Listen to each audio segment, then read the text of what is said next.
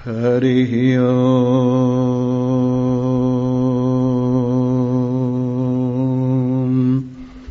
विश्वानि देव सविदुर्दुरितानि परासुव यद्भद्रं तन्नासुव। ॐ शान्तिः शान्तिः शान्तिः। शङ्करं शङ्कराचार्यं केशवं बादरायणं सूत्रभाष्यकृतौ वन्दे भगवन्तौ पुनः पुनः। ईश्वरो गुरुरात्मेति मूर्तिभेदविभागिने व्योमवद्व्याप्तदेहाय दक्षिणामूर्तये नमः। ॐ पूर्णमदः पूर्णमिदं पूर्णात् पूर्णमुदच्यते पूर्णस्य पूर्णमादाय पूर्णमेवावशिष्यते। ॐ शान्तिः शान्तिः शान्तिः। बोलो सच्चिदानंद। जी हाँ, कल का ही श्लोक आज आपके सामने पुनः उठाया जा रहा है, क्योंकि उस श्लोक में आधे श्लोक की व्याख्या तो बहुत अच्छी तरह से हो गई, पर आधा श्लोक रह गया था। पहले आधे श्लोक में आपको बताया भगवान हमसे कितना प्यार करते हैं, और वो कहते हैं कि ये जीव मेरा अंश ही है। और अंश आप जानते हैं कौन सा अंश है ये जीव? ये जीव मेरा विशेष अंश है। और जैसे अंश को अंशी प्यार करता है और अंश का अंशी के बिना गुजारा नहीं है, वैसे ही मैं इस जीव को बहुत प्यार करता हूं, क्योंकि ये मेरे से ही प्रकट हुआ मेरी महिमा को गाता हुआ पुनः मुझे प्राप्त कर लेता है। इसलिए मैं इस जीव को बहुत प्यार करता हूं, क्योंकि ये मेरा अंश है। जीवभूतः सनातनः, मैं ही अपनी महिमा से जीव रूप में विराजमान हूं। कब से? अनादिकाल से। माया को और अविद्या को अनादि शांत माना है। अनादि का तात्पर्य है जिसका कोई प्रारंभ न हो। न माया का कोई प्रारंभ है, कब से आई है, कब से प्रकट हुई है। न अविद्या का कोई प्रारंभ है, कब से आई है, कब से प्रकट हुई है। अविद्या और माया में कितना अंतर है, ये मैं बहुत अच्छे दृष्टांत से आपको बताऊंगा। एक चारपाई लीजिए। पहले जमाने में जो रस्सियों की चारपाइयां बुनी जाती थी, बीच बीच में उसमें छेद हुआ करते थे, और उन छेदों का बड़ा लाभ था। नीचे से भी हवा लगती थी और ऊपर से भी हवा लगती थी। ऐसी छेद वाली चारपाई को धूप में डाल दीजिए, और अब आप देखिए धूप के दो रूप हैं। एक रूप तो चारपाई के ऊपर पड़ रहा है जो एक है, और एक धूप का रूप उन छेदों से चारपाई के नीचे पड़ा हुआ है जो बहुत से। और कितने हैं? जितने छेद हैं उतने ही धूप के रूप हैं।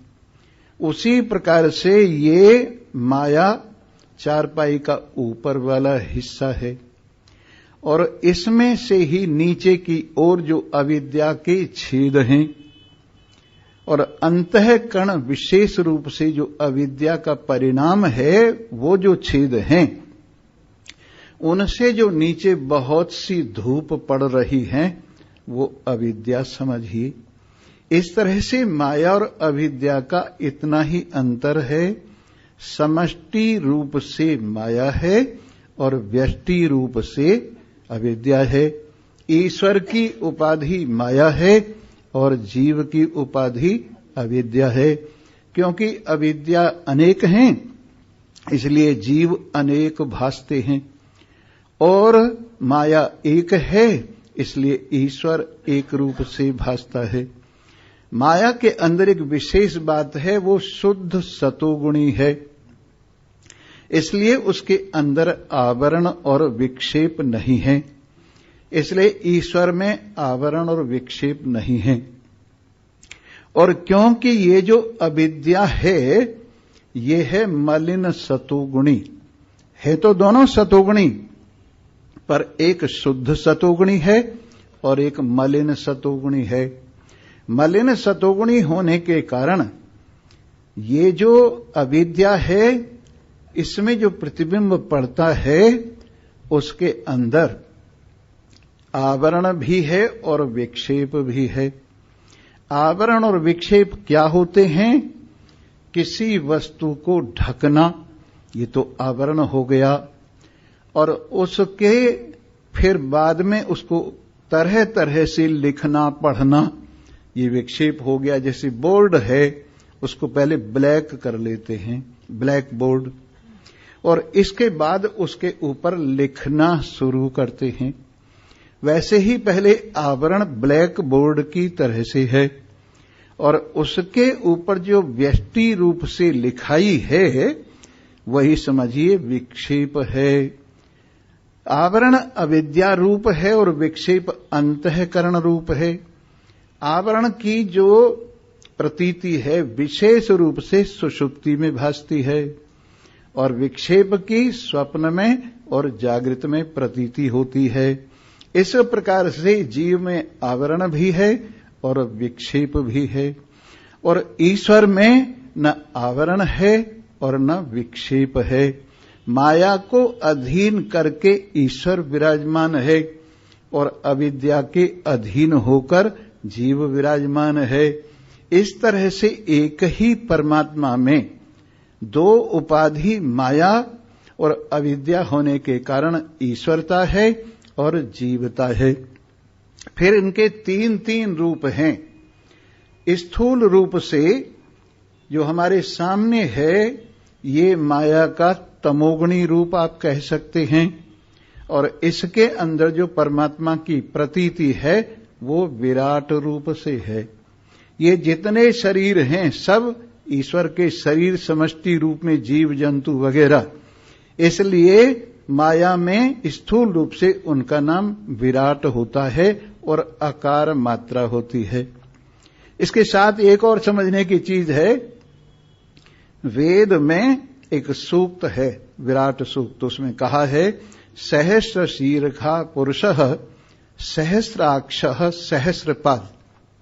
ये पुरुष हजारों सिर वाला है, ये पुरुष हजारों हाथों वाला है, ये पुरुष हजारों आंखों वाला है, ये पुरुष हजारों पैरों वाला है। ऐसे इसका नाम क्या है? विराट है। सब सिर उसी के सिर हैं, सब आंखें उसी की आंखें हैं, सब हाथ पैर उसी के हाथ पैर हैं, सब शरीर उसी के शरीर हैं, और वो एक अंगुल में है सारा जगत, 9 अंगुल और ऊपर उठा हुआ है।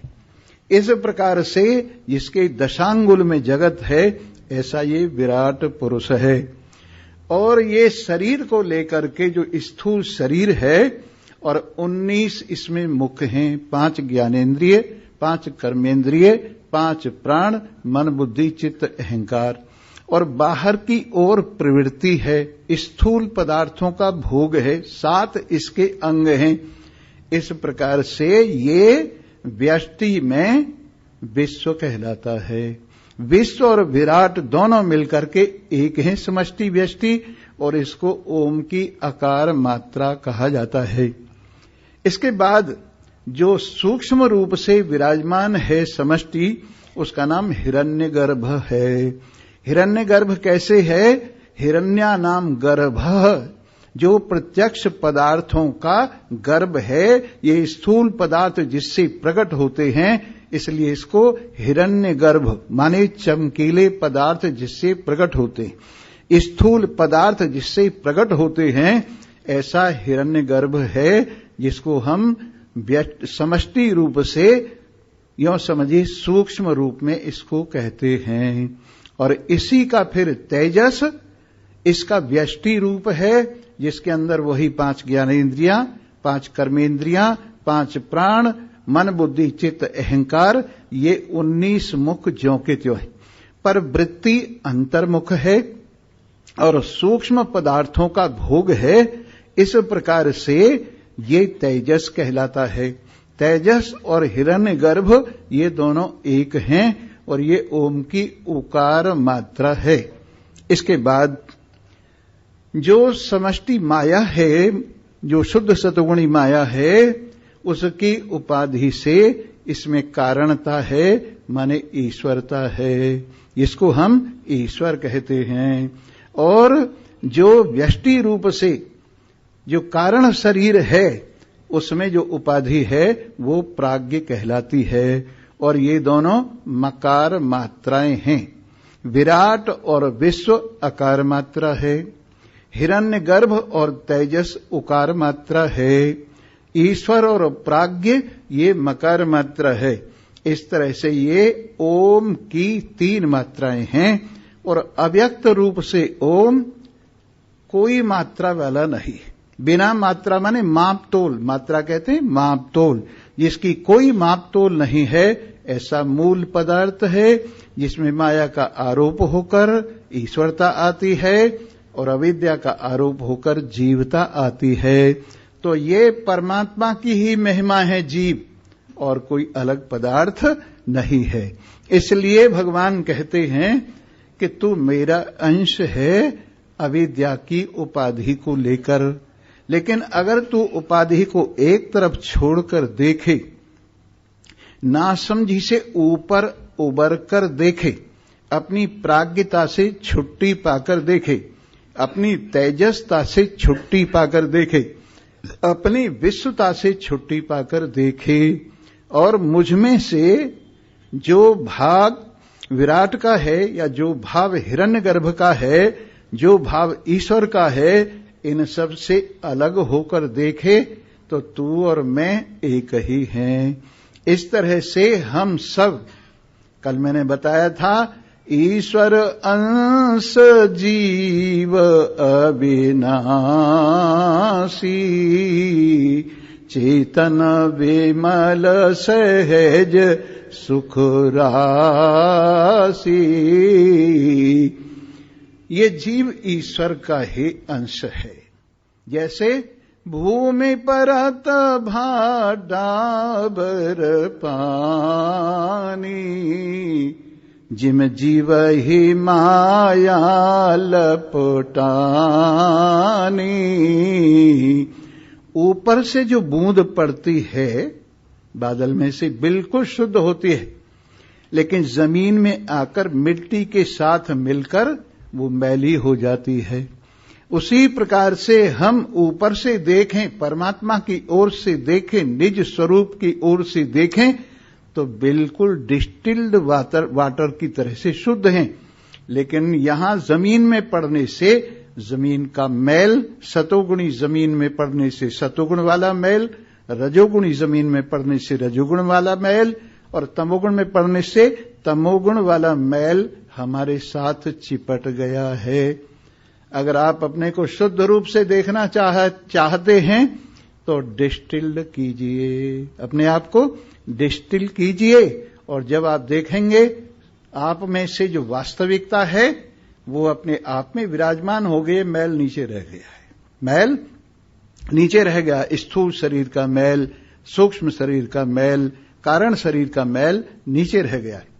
उसी प्रकार से अन्नमय कोश का मैल, प्राणमय कोश का मैल, और उसी प्रकार से मनो में, विज्ञान में, आनंद में कोष के मैल नीचे रह गए हैं और तुम्हारी अपनी शुद्धता तुम में शेष रह गई है, जिसके लिए कहा है चिदानंद रूपः शिवोहम शिवोहम। मनोबुद्धि अहंकार चित्तानि नाहम्, न च श्रोत्र जिह्वे न च घ्राण नेत्रे, न च व्योम भूमिर्न तेजो न वायु, चिदानंद रूपः शिवोहम शिवोहम। अपने आप में से मैल बाहर निकाल रहे। मन, बुद्धि, चित्त, अहंकार, इसको कहते हैं अंतःकरण, माने इनर इंस्ट्रूमेंट्स। ये अंदर के कारण हैं जिनसे हम काम लेते हैं। मन से सोचते विचारते हैं, बुद्धि से निश्चय करते हैं, चित्त से चिंतन करते हैं और अहंकार से मैं हूं का भाव लेते। तो ये मन, बुद्धि, चित्त, अहंकार, ये चारों अंतःकरण अंदर करने के साधन हैं और मैं इनसे काम लेता हुआ इनसे बिल्कुल अलग हूं। न मन हूं, न बुद्धि हूं, न चित्त हूं, न अहंकार हूं, क्योंकि ये इंस्ट्रूमेंट्स हैं और इन इंस्ट्रूमेंट्स से मैं अलग काम लेने वाला अलग हूं। उसी प्रकार से पांचों ज्ञानेन्द्रियां, कान है, त्वचा है, आंखें हैं, रसना है, नासिका है, ये बाहर के इंस्ट्रूमेंट्स हैं और एक्सटर्नल समझिए इंस्ट्रूमेंट्स, और इनसे मैं बाहर का काम लेता हूं, इसलिए इनसे भी मैं अलग हूं। इसके बाद जो रह गया स्थूल शरीर, क्षितिजल पावक गगन समीरा, पंच रचित यह अधम शरीरा, आकाश, वायु, अग्नि, जल और पृथ्वी। ये इसमें 5 रुपए आकाश के लगे हैं, 4 रुपए वायु के लगे हैं, 3 रुपए अग्नि के लगे हैं, 2 रुपया जल का लगा है, 1 रुपया पृथ्वी का लगा है। इस सम्मिलन से, इस रेशो से इन्होंने इकट्ठे होकर ये स्थूल शरीर बनाया है और इसको हम भोगायतन बोलते हैं। इसका नाम क्या है? भोगायतन। इसमें भोग भोगे जाते हैं बैठकर, पर ये है धर्मशाला। ये है धर्मशाला, माने हम इसमें विराजमान, इससे अलग हैं। जब हम स्थूल शरीर से, सूक्ष्म शरीर से, कारण शरीर से अपने आप को अलग समझ लेते हैं तो हमारे और परमात्मा के अंश अंशी भाव का निवृत्तीकरण हो जाता है।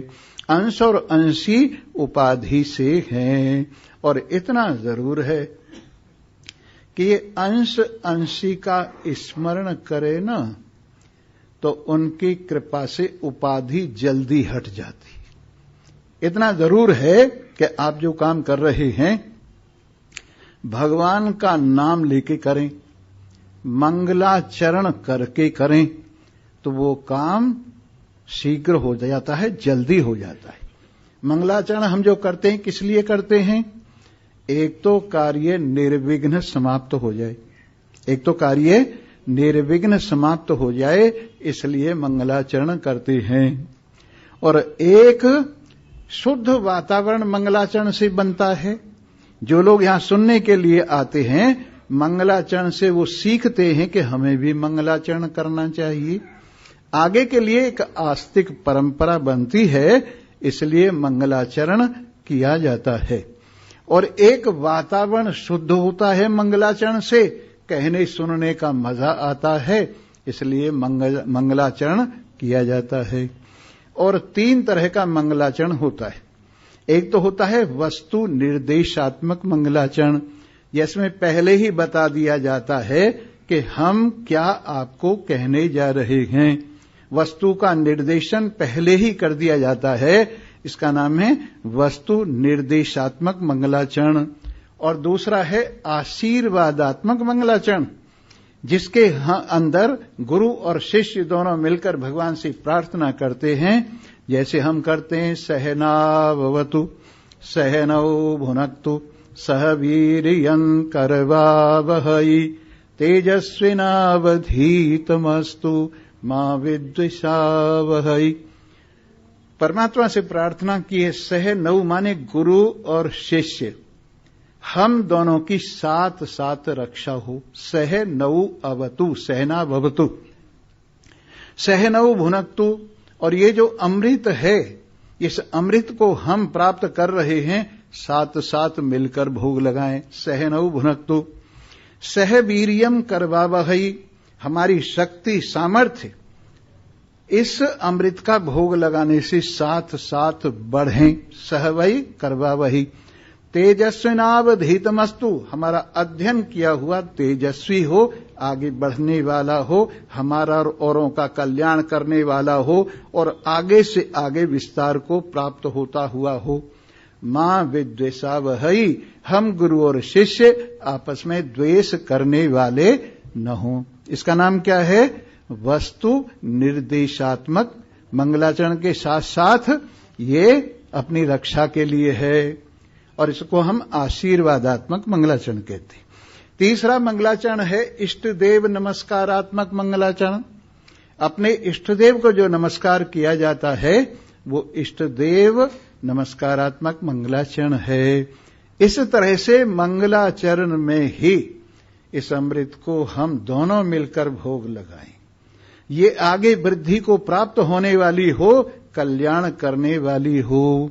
तो मैं बता रहा था, इस प्रकार हम अपने सौभाग्य को भुनाते हुए, अपने मनुष्य शरीर का फल वसूल करते हुए, अपने आप में परमात्मा के अंशी भाव को अंश के साथ एक रूप करते हुए अनुभव करें, और अपने आनंद में मस्त होते हुए इतना आनंद मनाएं, इतना आनंद मनाएं कि संसार के दुख पैरों तले रगड़े जाएं, संसार के दुखों की इतिश्री हो जाए।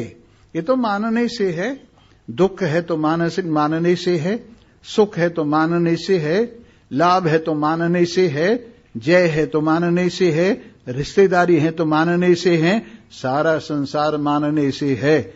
इसलिए हम जब कल्पित वस्तु मानने से खड़ी हो जाती है तो हमारी और परमात्मा की एकता जो वास्तविक है उसको मान भी लिया जाए और फिर जान भी लिया जाए, श्रद्धा पूर्वक मान लिया जाए और ज्ञान पूर्वक जान लिया जाए। घर में आने से पहले मान लिया जाए, सत्संग में पहुंचकर जान लिया जाए। और इस प्रकार से जब हम इस अपनी वास्तविकता को जान लेते हैं, मंगल में हो जाते हैं, आनंद से मस्त हो जाते हैं, हमारे आनंद की कोई सीमा नहीं रहती है। इस प्रकार हम अपने आप को समझें तो ममई वांशो जीवलोके, जीवभूतः सनातन, ये हमारी और हमारे प्यारे की जोड़ी सदा से चली आ रही है, अनादिकाल से चली आ रही है। क्यों? कि ये हमको प्यार करे, हम इसको प्यार करें। सब चीजें बनाने के बाद जब मनुष्य को बनाया, किस लिए बनाया? कि ये मुझे प्यार करेगा। भगवान ने हमको प्यार करने के लिए बनाया है। इसलिए परिपूर्ण रूप से उनमें मन लगा करके इतना प्यार करें, इतना प्यार करें कि हेरी में तो प्रेम दीवानी मेरा दर्द न जाने कोई, अरिहेरी में तो दर्द दीवानी मेरा दर्द न जाने कोई। घायल की गति घायल जाने, जो कोई घायल हो, घायल की गति घायल जाने, जो कोई घायल हो, जो हरि की गति जो हरि जाने, जो हरि की गति जो हरि जाने, की जिन जो हरि हो, अरि हेरी में तो प्रेम दीवानी मेरा, दर्द न जाने कोई। अरि हेरी में तो प्रेम दीवानी मेरा, दर्द न जाने कोई। सूली की मेरी सेज बनी है, सूली की मेरी सेज बनी है, कहीं विधि सोनो हो। गगन मंडल मेरे पिया बसत हैं, कहीं विधि मिलनो हो। अरि हेरी में तो प्रेम दीवानी मेरा, दर्द न जाने कोई। अरि हेरी में तो दर्द दीवानी मेरा, दर्द न जाने कोई। दर्द की मारी में बन बन डोलूं, दर्द की मारी में बन बन डोलूं, वैद्य मिला नहीं कोई। मीरा की प्रभु पीर मिटेगी जब, वैद्य समरिया हो। अरि हेरी में तो प्रेम दीवानी मेरा, दर्द न जाने को। ये संबंध अंश और अंशी का संबंध दर्द पैदा करता है, और ये मीठा मीठा दर्द बाहर किसी को दिखाया नहीं जा सकता। अंदर ही अंदर कांच की भट्टी की तरह से सुलगता है ये दर्द, और ये दर्द जीव को जगाता है, और जीव फिर परमात्मा को जगाता है, और परमात्मा फिर जीव को अपने साथ एक कर लेता है। ये दर्द भाग्यवानों के हृदय में पैदा होता है। सारी जिंदगी का हंसना एक अश्क पे कुर्बान, जो तेरी याद में छिपकर बहा दिया मैंने। हे नारायण, हे सच्चिदानंद ब्रह्म, हे त्रिलोकीनाथ, हे अखिल ब्रह्मांड नायक, हे घट घट व्यापी, हे अंतर्यामी, तेरे विरह में तेरे से मिलने के लिए जो मेरी आंख से एक आंसू गिरा है ना, तराजू के पलड़े पर उस आंसू को रख दूं, और दुनिया भर का जितना सुख है वो दूसरे पलड़े पर रख दूं, और दोनों को तोलूं, तो ये अश्क, ये आंसू इस सुख से कई गुना ज्यादा। ये समय महाभारत का युद्ध समाप्त हो गया, पांडवों को राज्य मिल गया, महाराज युधिष्ठिर गद्दी पर बैठ गए, भीमसेन युवराज हुए, अर्जुन सेनापति हुए, नकुल और सहदेव ने अपनी विभाग संभाल लिए। तो भगवान कृष्ण कुंती को कहने लगे, क्यों बुआ, मजे आ गए? देखो कितने मजे आ गए हैं, तुम्हारा बेटा सिंहासन पर बैठा है। भीम देखो युवराज पद को सुशोभित कर रहा है। नकुल और सहदेव छत्र लिए हुए, व्यजन लिए हुए विराजमान हैं, और अर्जुन वीरासन में बैठकर धनुष बाण लेकर उनके सेनापति के रूप में विराजमान है। क्यों बुआ, मजे आ गए ना? तो कुंती की आंखों से आंसू निकल पड़े, और उन्होंने कहा, अगर मजे की बात पूछते हो ना, तो जिस समय विदुर की चौखट से मैं अपने 5 बेटों को जुए में हार कर वन में जाते हुए देख रही थी, सबसे आगे हमारे पुरोहित धौम्य ऋषि हवन की अग्नि लिए लिए चल रहे थे। उनके पीछे समय की उल्टी गति को देखकर महाराज युधिष्ठिर आंख बंद किए किए जा रहे थे। उनके पीछे भीम अपनी भुजाओं को देखता हुआ जा रहा था कि जब समय आएगा इन भुजाओं के बल को दिखा दूंगा कि मैं कौन हूं। और अर्जुन मिट्टी के ढेले रगड़ते जा रहे थे कि जब युद्ध होगा तो मेरे बाण इस धूलि के कण की तरह से चलेंगे। और सहदेव मंत्रों का पाठ करते हुए जा रहे थे। नकुल ने शरीर पर मिट्टी मल रखी थी, कहीं मेरी कोमलता को देखकर मुझे कोई पथ से रोके नहीं। और सबसे पीछे मेरी पुत्र वधू अस्त व्यस्त वस्त्र जिसके हुए हैं, जिसके केश खुले हुए हैं, जिसके आंखों से आंसू बरस रहे हैं, वो पीछे पीछे जा रही थी। और मैं उस वक्त विदुर की चौखट पर खड़ी खड़ी ये तमाशा देख रही थी और कह रही थी, तेरे से प्यार करने वालों का ये हाल होता है, तुझे सब कुछ समझने वालों का ये हाल होता है, तो ये सारथी रूप में जानने वालों का ये हाल होता है। हे प्रभु, पता नहीं कहां तुम्हारी करुणा खो जाती है, कहां तुम्हारी दया खो जाती है। उस समय जो एक एक आंसू गिर रहा था आपके स्मरण में, उसके सदृश कोई दुनिया में सुखी नहीं है। प्रभु, मुझे वही सुख चाहिए जो तेरे स्मरण में ठंडे ठंडे आंसुओं से मेरे गालों को ठंडा करता हुआ बह रहा हो, वो सुख मुझे चाहिए।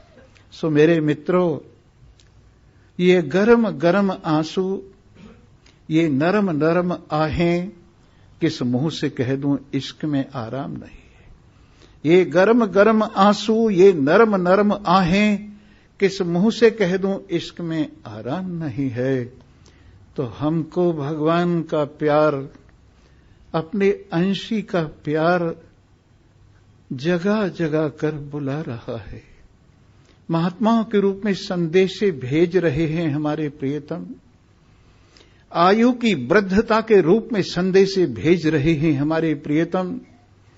हमें निशा दिवस घटती हुई घड़ियों के माध्यम से बुला रहे हैं हमारे प्रियतम, लेकिन पता नहीं क्यों हम इस प्रमाद की नींद में सोए हुए। सबसे बड़ा शत्रु प्रमाद है, ये आलस्य सबसे बड़ा शत्रु है। इसलिए हे जीव, तू मेरा अंश, मुझे प्यार कर। ममैवांशो जीव लोके लोके जीवभूतः सनातनः। जीव रूप होकर मैं ही अपने को प्यार करता हुआ सनातन अनादिकाल से विराजमान हो। मनः षष्ठानि इंद्रियाणि, मैं ही मन सहित जो 6 इंद्रियां हैं, मन को भी कहीं कहीं इंद्रियों में गिना है। मने षष्ठानि इंद्रियाणि प्रकृति स्थानी कर्षति, प्रकृति में स्थित होकर यही अपने साथ संसार को जोड़ लेता है। जैसे बीज है, बीज को डाल दीजिए जमीन में से, वो अपने हिसाब से खींचकर, मिर्ची का बीज है तो मिर्ची के रूप में मिट्टी को ले आता है, गन्ने का बीज है तो मिठास के रूप में मिट्टी को ले आता है, गुलाब का फूल है तो गुलाब की पंखड़ी और गंध के रूप में प्रकृति से खींच लेता है। उसी प्रकार से ये मन और 5 ज्ञानेंद्रियां इस प्रकृति में से वही खींच लेते हैं जो जो मन की इच्छा होती है। इस प्रकृति में सब कुछ है, कोई चीज ऐसी नहीं है जो इस प्रकृति में न हो। आपकी मर्जी है, आपके संस्कार हैं, चाहे जो खींचिए। अगर आप इस संसार से अपने मन से परमात्मा को खींचना चाहते हैं तो निश्चय पूर्वक प्रकृति में से परमात्मा अलग होकर आपको प्राप्त हो जाएगा। और अगर संसार को खींचना चाहते हैं तो प्रकृति भरी हुई है, जो चाहे सो खींच लो। गाना बजाना सीखना चाहो, मन को लगाओ, 5 ज्ञानेंद्रियों को जोड़ो, सब गाने बजाने आ जाएंगे। और तो और धन दौलत चाहो, मन को लगाओ, 5 ज्ञानेंद्रियों को लगाओ, धन दौलत की प्राप्ति हो जाएगी। जो कुछ तुम चाहोगे वो मन और 5 ज्ञानेंद्रियों के माध्यम से इस प्रकृति में से खींच सकते हैं। मेरे मित्रों, अगर खींचने की चीज है तो परमात्मा को खींचो ना, जिससे खींच निबट जाए। इस प्रकृति में से अगर लेना है, ग्रहण करना है, तो प्रकृति का सार क्या है? पुरुष है। प्रकृति का सार पुरुष है। प्रकृति से अगर कुछ लेना है तो पुरुष को ग्रहण कीजिए और पुरुष को ग्रहण करके आनंद मनाइए। क्यों संसार के चक्र में रोते फिर रहे हो? आनंदित हो जाइए, मस्त हो जाइए, सारी बेचैनी को दूर कर दीजिए। कबीरा भला हुआ हर बिसरे, मेरे सर से टली बलाए, कबीरा भला हुआ। काम हो गया, बस छुट्टी। भोजन कर लिया, दो तरह से हाथ धोए जाते हैं। एक तो भोजन करने से पहले हाथ धोए जाते हैं। कैसे पता लगे? वो जमीन पर पानी छिड़कता है, पत्तल पर पानी छिड़कता है, बर्तनों में पानी छिड़कता है और इससे पता लगता है कि अभी इसने भोजन किया नहीं है। हाथ धो के जमीन पर पानी छिड़क रहा है, पता लग जाता है। तो एक तो वो लोग हैं हाथ धोए हुए जिनको परमात्मा में अभी रुचि ही पैदा नहीं हुई है और किसी अच्छे संस्कार से अब वो शुरू करने वाले हैं, तो वो भी हाथ धो के छिड़क रहे हैं, पर बाहर की तरफ छिड़क रहे। और जिसने भोजन कर लिया है वो भी हाथ धो रहे हैं और धोने के बाद पेट पे फेर रहे हैं, सिर पे फेर रहे हैं। पता लगता है कि इन्होंने भोजन कर लिया है। तो हाथ धोने दो प्रकार के होते हैं। तो हम उस हाथ धोने वाले की बात कह रहे हैं जिसने भोजन कर लिया है और अब हाथ धो के बैठा है, अब कुछ उसको नहीं चाहिए। तो इसी स्थिति में, इस मस्ती की स्थिति में, कबीरा भला हुआ हर बिसरे, मेरे सर से टली बलाए, कबीरा भला हुआ हर बिसरे, मेरे सर से टली बलाए, कबीरा भला हुआ। जब मैं थी तब हरि नहीं, अब हर है मैं नाही। जब मैं थी तब हरि नहीं, अब हर है मैं नाही। प्रेम गली अति साकरी, जामे दो न समाए, कबीरा भला हुआ हर बिसरे, मेरे सर से टली बलाए, कबीरा भला हुआ। बहुत दिनों मैंने रटा कहा राम ही राम, बहुत दिनों मैंने रटा कहा राम ही राम। अब मेरा राम मुझको रटे, मैं करूं आराम, कबीरा भला हुआ हर रूठे, मेरे सर से टली हरि छूटे, मेरे सर से टली बलाए, कबीरा भला हुआ। लाली मेरे लाल की जित देखूं उत लाल, और लाली देखन में गई, मैं भी हो गई लाल, कबीरा भला हुआ हर बिसरे, मेरे सर से टली बलाए, कबीरा भला हुआ। जिन नैनन प्रियतम बसे, पर छवि कहाँ समाए, और भरी सराय कबीर लख, कोई पथिक उबरो जाए, कबीरा भला हुआ हर बिसरे, मेरे सर से टली बलाए, कबीरा भला हुआ। क्यों जी? भोजन करने के बाद आपको पता नहीं लगता है कि हम छक गए हैं? पानी पीने के बाद क्या पता नहीं लगता है कि हमारी प्यास बुझ गई है? वैसे ही परमात्मा को अपने में अनुभव कर लेने पर, परमात्मा के साथ एकता अनुभव कर लेने पर, क्या ये अनुभव में नहीं आता कि मुझे कुछ काम बाकी नहीं है? क्या ऐसा नहीं लगता कि मेरा काम पूरा हो गया है? अरे पूरा हो जाता है, ऐसी बात नहीं। लगता क्यों नहीं है? लगता है। हां, उनकी अलग बात है। संशयात्मा विनश्यति। जिनको संशय है उनका तो कोई ठिकाना नहीं है, संशय वाले को कोई नहीं समझा सकता। वो वहम के बीमार है। वो कैसे बीमार हैं? हमारे पास वहम की दवा भी है सचमुच। ऐसा हुआ, दिल्ली की बात है ये। वहां पे एक अजमल खां नाम के बहुत बड़े हकीम हुए। उनके नाम से अजमल खां रोड, अजमल खां पार्क ये है। तो बहुत बड़े हकीम थे और उनके पास में बहुत मरीज रोजाना जाते थे। एक मरीज, वहम का मरीज गया और लाइन में यूं हाथ किए खड़ा था। जाते जाते जाते जाते सबसे पूछते गए। उससे पूछा, भाई तेरे को क्या है? कि हकीम जी मेरी सिर पे घड़ा रखा हुआ है। और उन्होंने कहा, हां रखा हुआ है। उन्होंने कहा कि नहीं रखा हुआ, क्योंकि पहले जो पागल मानता है उसकी बात को मान लो।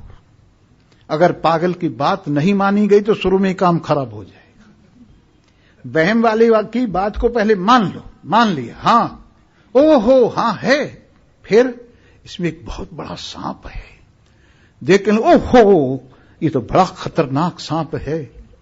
सचमुच ऐसा खतरनाक सांप तो हमने कभी नहीं देखा। बस जी आपने समझा है मेरा मर्ज, बस यही मर्ज है मेरा, नीचे को हाथ नहीं करता हूं मैं। बोले ठीक है, शुक्रवार को आना, जुम्मे वाले दिन तेरा ये रोग हम ठीक करवा देंगे। तो इतने में उन्होंने एक सपेला तैयार किया और उसको कहा, भाई इस काम के तुझको 100 रुपये मिलेंगे। एक घड़े में सांप रख के और रस्सी से बांध के छत पे खड़ा हो जा और धीरे धीरे धीरे धीरे जब मैं कहूं वो हाथ ऊपर किए हुए जो आ रहा उसके सिर पे घड़ा रख देना और धीरे से फिर उसको झटका मारना और नीचे गिर जाएगा घड़ा, उसमें से निकलेगा सांप, तू उसे पकड़ लेना, 100 रुपये तेरे। कहने लगे वाह जी मौज हो गई। बस जुम्मा वाले दिन, शुक्रवार वाले दिन वो ऊपर खड़ा हो गया घड़ा बांध के रस्सी में और इधर ये मरीज यूं हाथ किए किए आया। कहने लगे हकीम जी आज शुक्रवार है? बोले हाँ। ऊपर से घड़ा रख दिया। बोले हाँ भाई तेरे सिर पे घड़ा रखा है। कहने लगे जी हाँ इसमें सांप है। उन्होंने झटका मारा, नीचे घड़ा गिरा, उसमें सांप निकला। कहने लगे यही है ना? बोले हाँ जी बिल्कुल यही है। पकड़ के देख ले, अब निकाल दिया ना सांप, हाथ नीचे आ गए, ठीक हो गया। तो ये क्या था? घड़ा रखना, उसमें सांप रखना, उसकी बीमारी को दूर करने के लिए। इसका नाम वेदांत में आरोप है। इसका नाम क्या है? आरोप, जिसको सपोजिशन कहते। इसका नाम क्या है? सपोजिशन। और फिर उसको नीचे गिराना और सांप पकड़ना, इसका नाम क्या है? अपवाद है। इसका नाम क्या है? अपवाद है। आरोपापवादाभ्याम निष्प्रपंच प्रपंचते। आरोप और अपवाद के माध्यम से निष्प्रपंच में प्रपंच खड़ा किया जाता है, फिर उसका निषेध किया जाता है जिज्ञासुओं को समझाने के लिए। आपके घर की नाली बड़ी गंदी हो गई है, उसमें खूब पानी डालिए, खूब पानी डालिए। किससे गंदी हुई है? पानी से।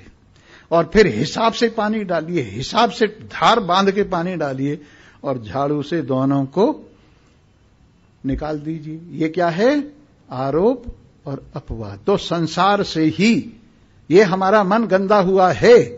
फिर इसमें श्रुति के कथन के अनुसार एक क्रम से जो पानी धार डाली जाती है, पहले आकाश हुआ, फिर वायु हुई, फिर अग्नि हुई, फिर जल हुआ, फिर पृथ्वी हुई। अपंचीकृत भूतों से ये बना, पंचीकृत भूतों से ये क्या बना? ये धार से पानी डाल रहे और कुछ नहीं बना कि झाड़ू से निकाल दीजिए और बस साफ हो गया। एक लड़का था, वो कमरे में नहीं जाता था क्योंकि उसकी मां ने कमरे में जाने से रोकने के लिए उसको कह दिया था इसमें भूत रहता है। तो एक दिन उनके पिताजी ने कहा भाई मेरा कोट लाना बेटा, इसमें से कमरे में रखा है। कहा जी इसमें तो भूत रहता है। कौन कहता है? मेरी मां कहती है। उसने सोचा मां की बात है, झूठा नहीं कहना चाहिए, नहीं तो मां को झूठा समझेगा। कह लगे हाँ अरे है इसमें भूत भाई। एक नौकर को कहा कि उस दरवाजे से कंबल ऊपर करके और यूं यूं यूं यूं करता आ जा। बस दूसरे दरवाजे से कमरे के और वो भूत घुसा दिया और यूं आओ आओ करता करता जब आया, कहने लगे ये है पिताजी भूत। बोले हाँ ये मार दो लठ इसको। और उसने 2 डंडे मारे, भूत भाग गया। क्या कमरे में था? उसी तरह से सारा खेल जो कुछ है तो कहीं नहीं, पर हम इसको खड़ा कर देते हैं। क्यों? तुम्हारे दिमाग से निकालने के लिए। तुम्हारे दिमाग से निकालने के लिए श्रुति के माध्यम से एक खास प्रक्रिया के अनुसार ये भूत खड़ा करते हैं और फिर बता देते हैं कि तू ये तो देख, जो निर्विकार है उससे संसार कैसे प्रकट हो गया। जो निर्विकार है उसे संसार प्रकट कैसे हुआ? बिना विकार के तो संसार प्रकट होता नहीं। इसलिए ये केवल प्रतीति मात्र है, माया का खेल है, वस्तुतः कुछ बनाया नहीं है। इसलिए जो समझदार हैं वो जानते हैं कि वस्तुतः हम यूं ही डरते फिर रहे हैं। स्वामी जी अगर हम मर गए तो क्या होगा? मैंने कहा ये होगा, एक था शेर, उसने पकड़ लिया एक गीदड़ को। वो कहने लगा देख बन के राजा, तू मुझे मार सकता है, खा सकता है, सारी बात ठीक है, परंतु देख ले अगर मुझे तूने मार दिया तो प्रलय हो जाएगी। उसने सोचा ये तो बहुत बुरी बात है, छोड़ दो। जब उसे छोड़ दिया तो सोचा पूछ तो लूं कैसे प्रलय हो जाएगी। कहने लगे ठहरना भाई ठहरना, तेरे मरने से कैसे प्रलय हो जाएगी? कहने लगे आप मरे जग परलो हो, मेरे मरने से मेरे लिए तो प्रलय ही है। तो इस तरह से यूं तो प्रलय रोज होती रहती है, लेकिन वास्तव में ये कुछ है ही नहीं।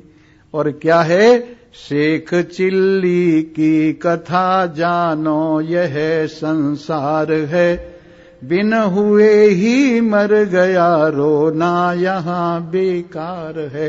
एक शेख चिल्ली सिर पे तेल का घड़ा लेके तेली के लिए ले जा रहा था कि मुझे किराया मिलेगा। और फिर क्या हुआ? रास्ते में सोचने लगा अगर ये ठिकाने पर घड़ा पहुंच गया तो मेरे को इतने पैसे मिलेंगे, उससे फिर मैं अंडे खरीदूंगा, उन्हें बेच बेच के फिर मुर्गी खरीदूंगा, उन्हें बेच बेच के भेड़ बकरी खरीदूंगा, उन्हें बेच बेच के गाय भैंस खरीदूंगा, फिर बेच बेच करके जमीन खरीदूंगा, फिर फसल बेच बेच करके मकान बनाऊंगा, फिर इसके बाद शादी करूंगा और मेरे जब बच्चे होंगे झूला में डाल के यूं झुलाऊंगा। जब झुलाने लगा घड़ा नीचे पड़ गया। तेली कहने लगा तेरा सत्यानाश हो, तेल खराब कर दिया, तुझे तेल की पड़ रही है, मेरे अंडे गए, मुर्गियां गईं, भेड़ बकरियां, गाय भैंस गईं, इतनी खेती, और मेरा महल गया, मेरी घरवाली गई, मेरे बाल बच्चे गए, तुझे पड़ रही है ये। तो संसार क्या है? बस यूं ही है, यूं ही सोचता रहता है ये हो जाएगा, फिर ये काम यूं हो जाएगा, फिर मेरे लड़के की शादी हो जाएगी, फिर मेरी बहू आ जाएगी, फिर मेरी छुट्टी हो जाएगी, बहू नौकरी वाली मिल गई, बच्ची और खिलानी पड़ती है, क्या हो जाएगा? ये संसार क्या है? बस यूं ही है, यूं ही है, यूं ही है माने कुछ नहीं बल लगता है। ये संसार, ये कौन है? ये मेरे पतिदेव लगते हैं नहीं। इट सीम्स, ऐसा लगता है, ऐसा लगता है कि ये मेरे पतिदेव हैं, और ये मेरा भतीजा लगता है, ऐसा लगता है जैसे मेरा भतीजा है, पर वास्तव में क्या है? कुछ भी नहीं है, यूं ही लगता है। तो संसार क्या है? बस लगता है। और समझ लो कुछ भी नहीं, समझे ना, कुछ भी नहीं है। अगर समझ लेवे तो भीत का लेप, और न कहीं देवी न कहीं देव। इस तरह से अगर इस रहस्य को आप समझ लेते हो और अपने आप में अपनी महिमा को जान लेते हो और समझ लेते हो कि चिदानंद रूपः शिवोहम शिवोहम अहम निर्विकल्पो निराकार रूपो विभुर्व्याप्य सर्वत्र सर्वेन्द्रियाणि सदा मे समत्वं न मुक्तिर्न बंध चिदानंद रूपः शिवोहम शिवोहम। मैं निर्विकल्प हूं। विकल्प किसे कहते हैं? एक वस्तु के बारे में बहुत से जो ख्याल हैं वो सब विकल्प कहलाते। जैसे किसी को रस्सी में एक को माला दिख रही है, एक को सांप दिख रहा है, एक को पृथ्वी की दरार दिख रही है, ये सब क्या है? विकल्प है। तो ये संसार के बारे में जो भी मन के ख्याल हैं ये सब क्या है? विकल्प हैं। जैसे मैं कामी हूं, मैं क्रोधी हूं, मैं लोभी हूं, मैं मोही हूं, मैं रागवान हूं, मैं द्वेषवान हूं, कौन सा है तो इनमें से? इतने अपने बारे में तूने बातें बना ली, इनमें से कौन सा है जो वस्तु है तीन काल में रहना चाहिए? जब तू कामी है तो क्रोधी नहीं है, जब क्रोधी है तो लोभी नहीं है, जब लोभी है तो मोही नहीं है। वास्तविकता यही है, वृत्तियां हैं और वृत्तियां आती जाती हैं, तू इनको देखता हुआ इनसे बिल्कुल अलग। अहम निर्विकल्पो निराकार रूपो, आकार भी शरीर का है, मुझ आत्मा का कोई आकार नहीं। विभुर व्याप्य सर्वत्र सर्वेन्द्रियाणि, एक साथ ही मैं सब देश काल वस्तु और सब ज्ञानेन्द्रियों में एक साथ ही रहता हूं। सदा में समत्वम, मुझ में सदा समता है। सदा में समत्वम न मुक्तिर न बंध, मुक्ति और बंध भी कल्पना ही है। चिदानंद रूपः शिवोहम शिवोहम। इस तरह से अपने आप को जानिए और अपने आप में से जीव और ईश्वर के बीच में जो माया और अविद्या का पर्दा है उसको एक तरफ कीजिए और अपने प्रियतम से एकम एक होइए और मौज मनाइए। इन्हीं शब्दों के साथ आप सभी को धन्यवाद है। सर्वे भवन्तु सुखिनः, सर्वे सन्तु निरामया, सर्वे भद्राणि पश्यन्तु, मा कश्चित् दुःखभाग् भवेत्। ओम शांति शांति शांति। बोलो सच्चिदानंद भगवान की जय।